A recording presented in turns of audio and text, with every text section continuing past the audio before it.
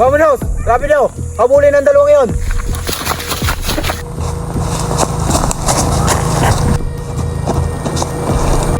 Kailangan na natin makatakas dito, Ginoong Ibarra.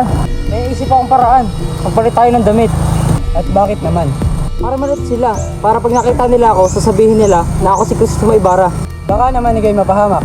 Wala na tayong maisip na paraan. Naubos na ang oras natin. Ayun na, si Senyor Ibarra, papunta ng balsa! Bisa na natin, Ginoong Ibarra.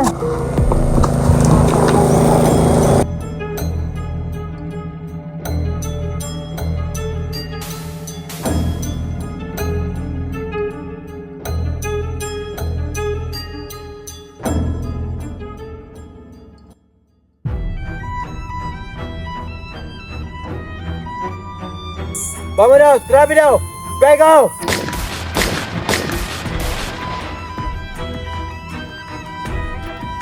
Ha ha ha! Akala mo siguro hindi kami asintado, Senyor Ibarra.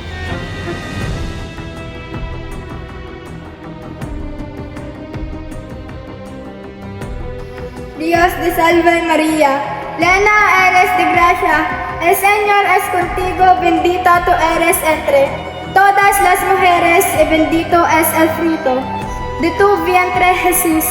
Santa María, Madre de Dios, ruega por nosotros pecadores, ahora y en la hora de nuestra muerte. Amén.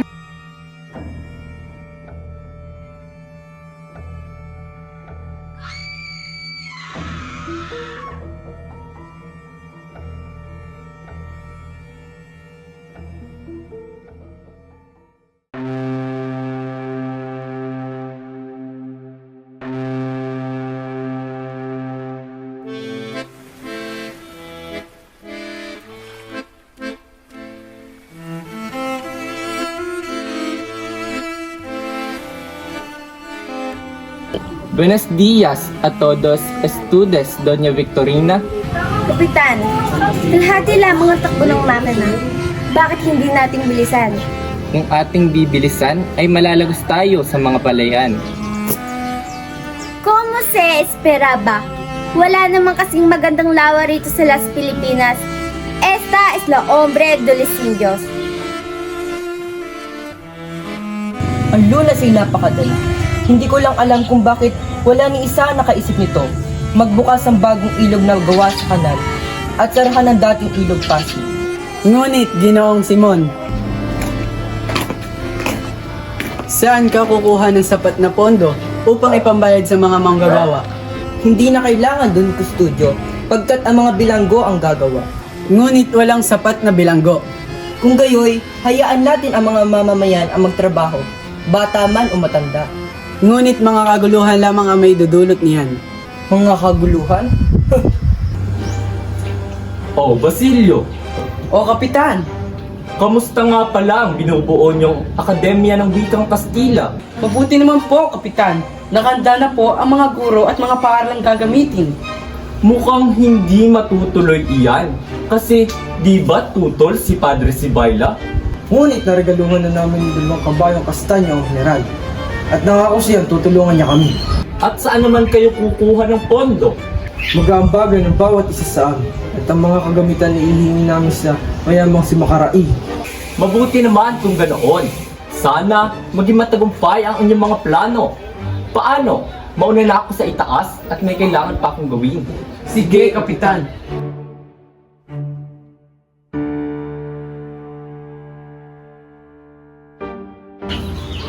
Ilay, nagkakatuwaan kayo dito.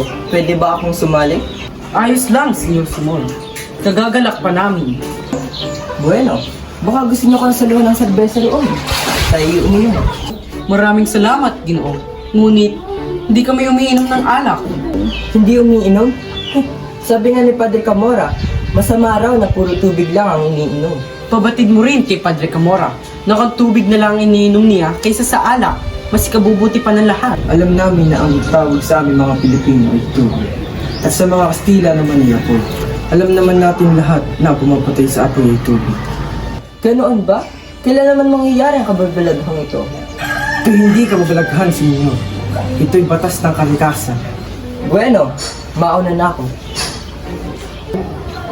Parang napakatapang mo sumagot kay Senyor Simon. Halos kinakatakutan ko. Parang namumukhaan ko ang taong iyon.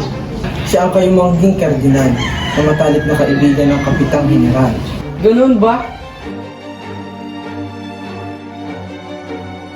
Alam mo ba anak, sa susunod na karaan mo, maaari ka na magsuot ng saya. Talaga po, Itay?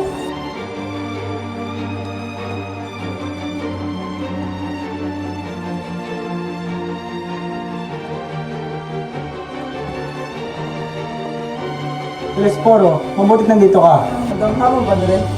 Anong maaari kong paglingkod sa iyo? Kailangan mo magbayad ng mais.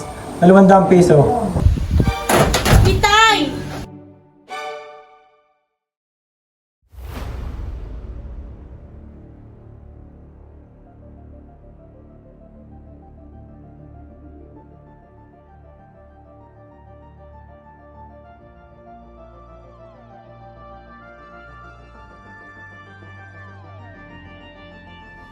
May tutulong po ba ako sa inyo, Ginoong Simon?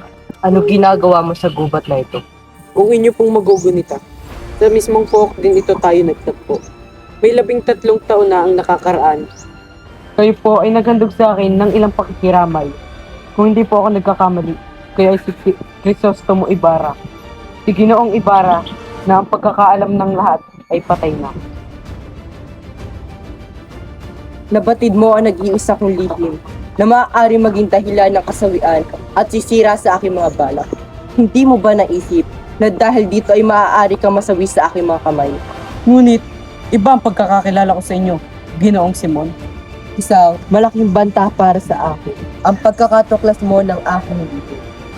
Walang ibang makakaalam nito maliban sa ating dalawa. At kung mawawala ka sa aking landas, ay mananatili itong lihim para sa akin. Sapagkat madaling palabasin na napatay ka ng mga tulisan sa loob ng gubat na ito. Kung ganoon, mali pala ang pagkakakilala ko sa inyo. Totoong ako'y naparito, 13 taon na ang nakakaraan, upang wakasan ang pang-aapi.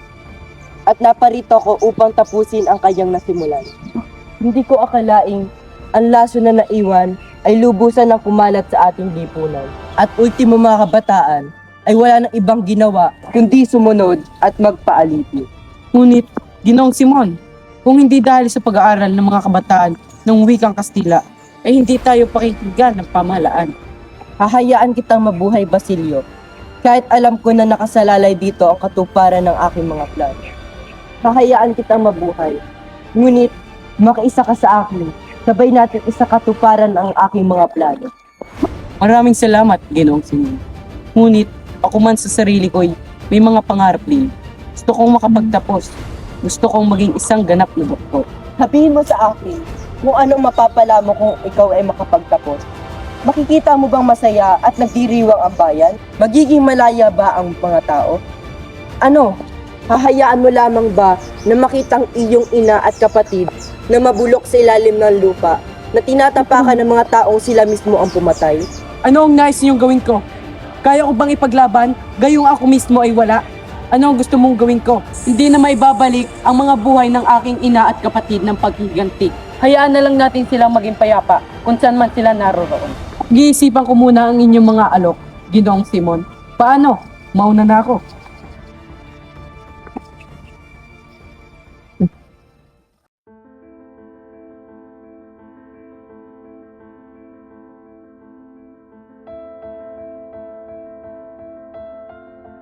Ano, Quiroga? Kamusta? Senior Simon, mahirap. Mahirap aking negosyo. Anong mahirap?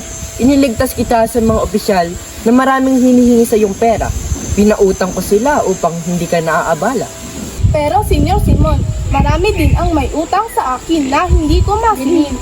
Wala din silang ibinigay na resibo para aking masingin. Kung gayoy, ilapit mo sila sa akin. Quiroga, may ilan nga pala ako ipapasok sa iyong kahon ng baril at itago mo ito sa kamalig. Mahirap at mapanganib iyon, Senior Simon. Huwag kang matakot, akong bahala. Nauunawaan mo ba ako, Quiroga? O siya, sige. Ikaw bahala din yan ha. Basta hindi ako matasabi dyan.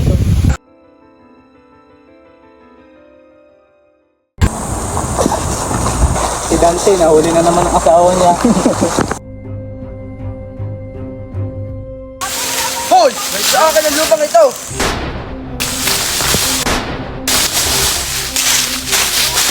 Huwag!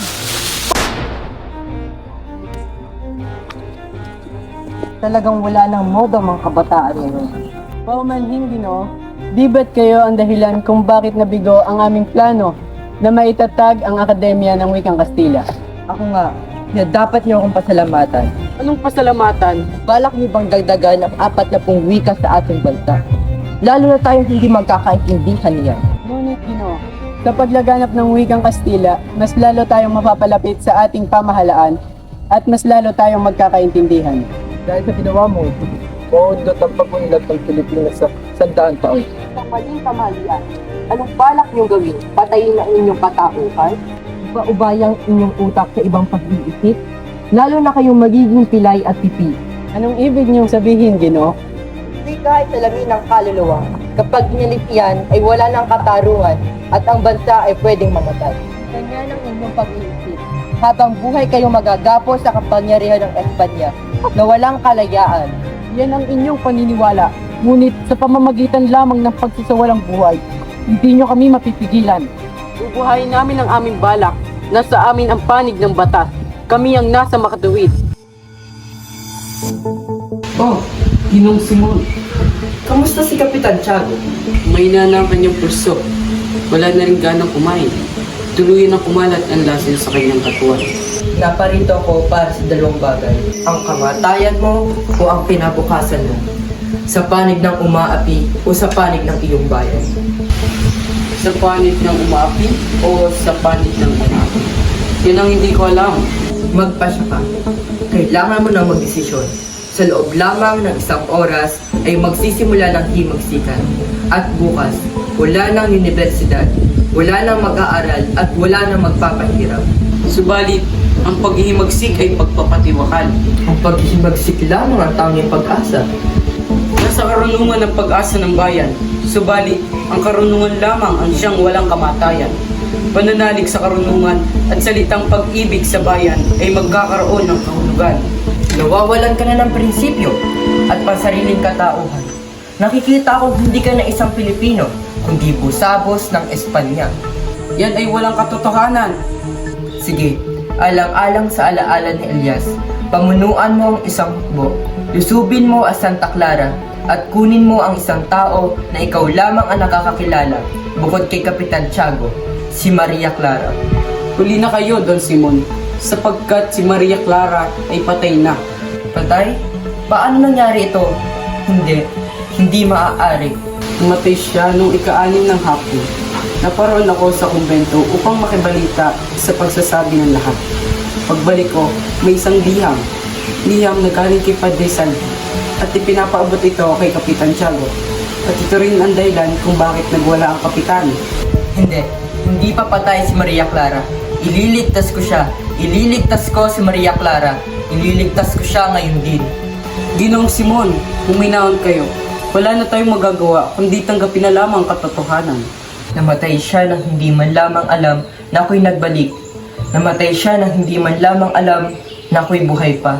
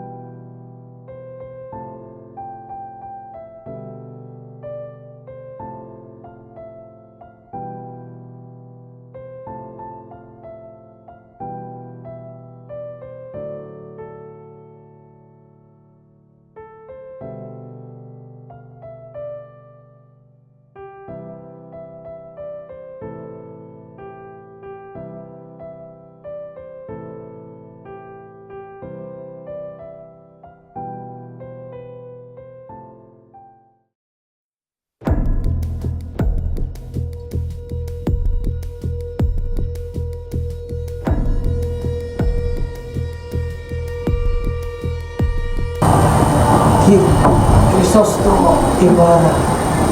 Ako nga, 13 taon na akong nagbuhay na malayo sa bayan. 13 taon na akong nag-aalala, naghihintay at umaasa na may tutuwid ko ang iyong kamalian. Pinilit mo sa Maria Clara na magpakasal sa isang dayuhan. Wala kang karapatan na diktahan ang kanyang buhay. Ang anak ko ay patay na. Si Maria Clara ay hindi mo anak. Anong ibig mong sabihin? Anak siya ni Padre Damaso.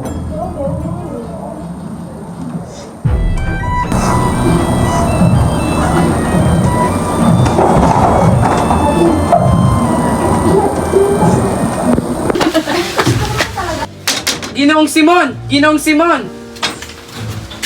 O Basilio, anong sadya mo rito? Naging masama akong kapatid at anak. Nakalimutan kong pinaslang ang aking kapatid at pinahirapan ng aking ina. Pinaparusahan na ako ng Diyos. Wala na akong ibang nararamdaman kundi galit at paghihiganti. Sasama na ako sa inyo, Ginoong Simon.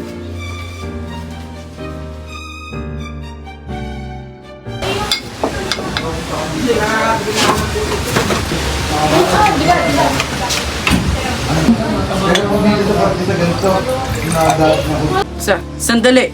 Dinamita ba iyan? Oo, ngunit hindi to basta dinamita lamang.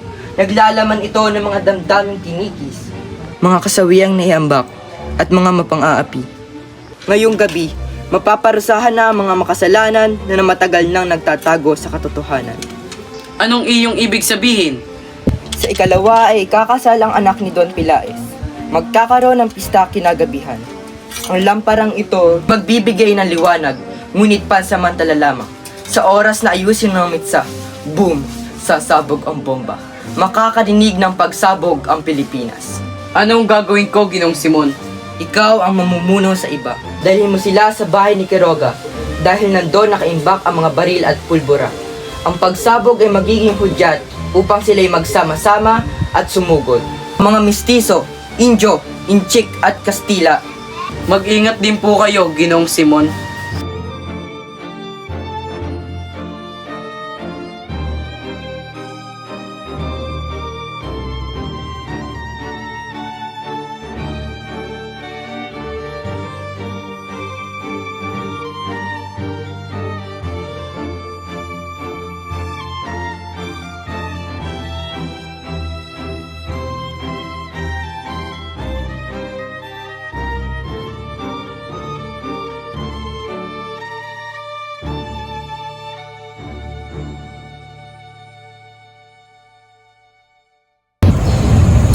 Ngayon ay official ko na kayong tinatalaga bilang kabuyak ng isa't isa.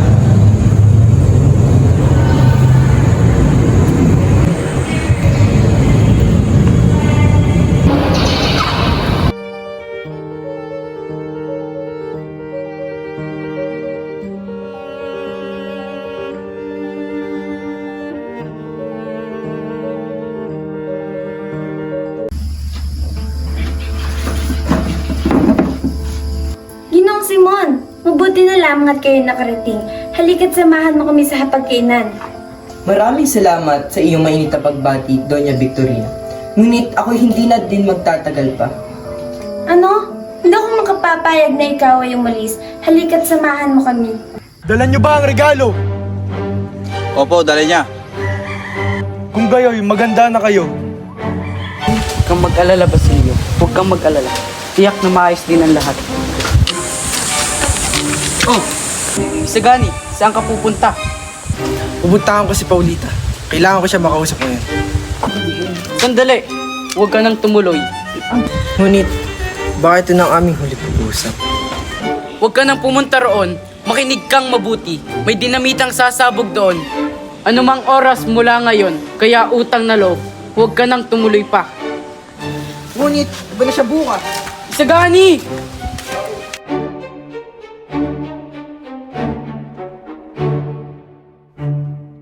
Ang ganda naman ng lamparang iyan. Maraming salamat. Ngunit, Ginong Simon, sigurado ka bang ayaw mo munang kumain kahit saglit lamang? Salamat sa iyong alok. Ngunit, meron talaga akong mahalagang gagawin na hindi maaaring ipagpaliban. Pasensya na. Sige, mauuna na ako. Salamat, Ginong Simon.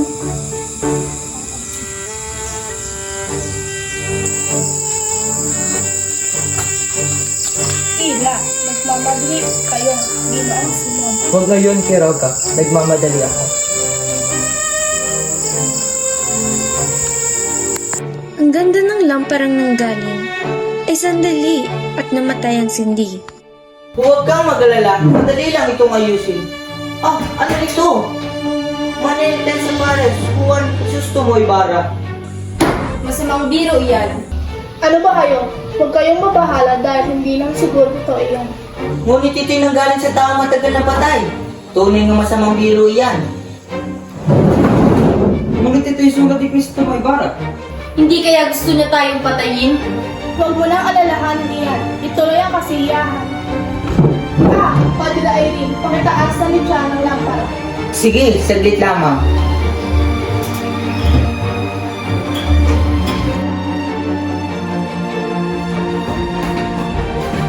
Hoy, magnanakaw! Si Johnny.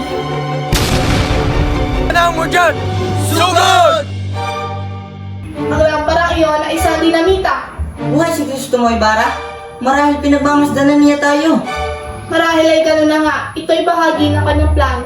Ngunit paano siyang nabuhay? At anong ugnayan ni Simon na nagbigay ng lamparang iyon? Alam ko na, si Simon ay si Crisostomo Ibarra. Simon! Isang taksi, hanapin at ulihin ang Simon na iyan.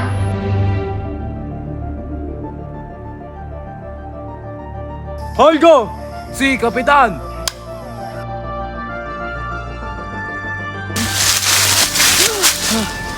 Ginong Simon, masamang balita, hindi natuloy ang pagsabog. Bakit? Si Isagani, tinapon niya ang lampara sa ilog. Ina, tumakbo ka na. Pero, Iligtas mo yung sarili. Bilis! Ah! Para sa bayan!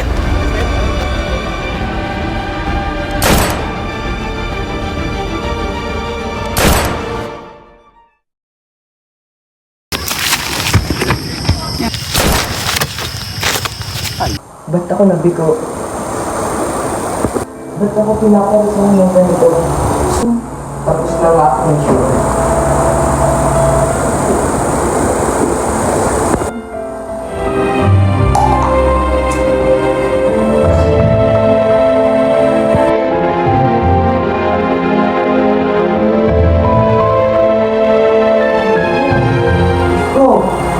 Sandali, ako tatawag ng doktor. Huwag na kayo mag-alala pa, Padre.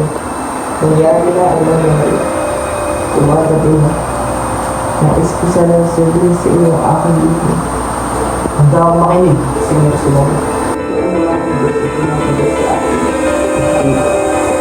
Oo, Senyor Simon.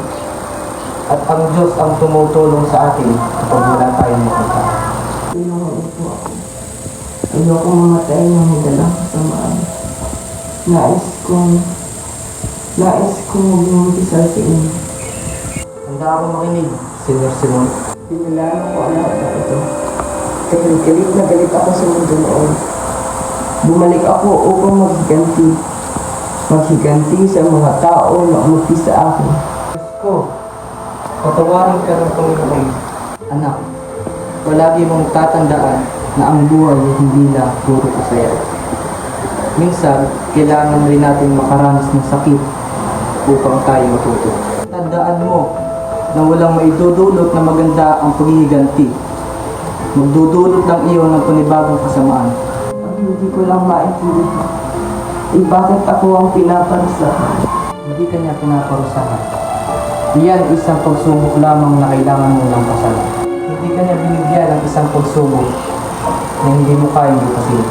Naiintindihan ng Diyos na ikaw ay naipit lang sa potos at galit sa iyong puso kung bakit mo nagawa ang ganitong mga bagay.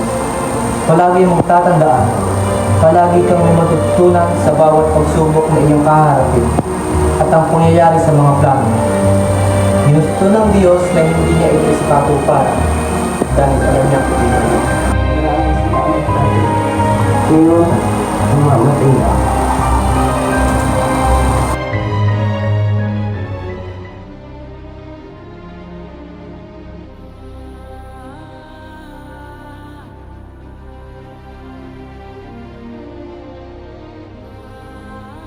Ha? Maria Clara?